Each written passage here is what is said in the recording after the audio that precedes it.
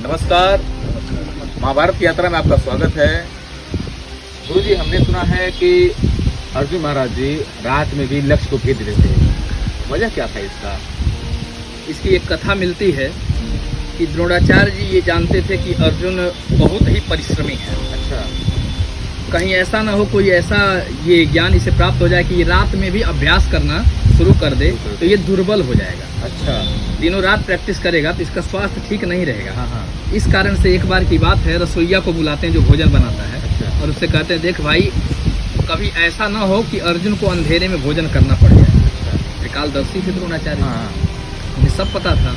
उन्होंने कह दिया कि कभी ऐसा ना हो कि ये अर्जुन अंधेरे में भोजन करे, नहीं तो गड़बड़ हो जाएगा, इसका स्वास्थ्य ठीक नहीं रहेगा। और एक दिन अर्जुन बैठकर भोजन कर रहे थे, हवा चला, दीपक बुझ गया।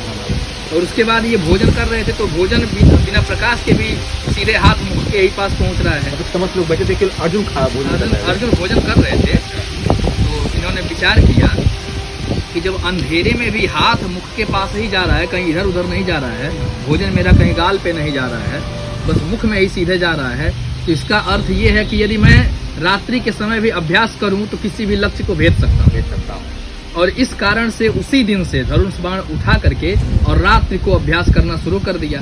और बाण चले, साए साए चल रहा है, बाण निकल रहे हैं। द्रोणाचार्य जी सैया में सोए हुए हैं, विचार कर रहे हैं कि ये बाण की आवाज इस समय कहाँ से निकल रही है, आ रही है। उठ करके जब आए तो देख रहे हैं अर्जुन अभ्यास कर रहे हैं, तीर पे तीर चला रहा है। मन उनका और प्रसन्न हो गया कि इसका मन इतना कर्मठी है और अपने अध्ययन के प्रति इतना सचेत है, इसके जैसा कोई है नहीं।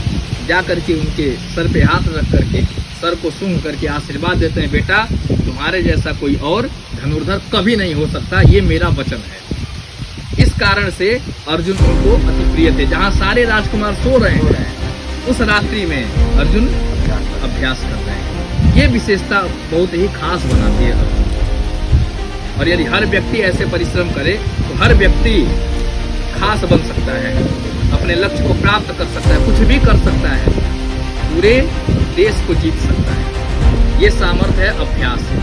तो अभ्यास सबको करते रहना चाहिए।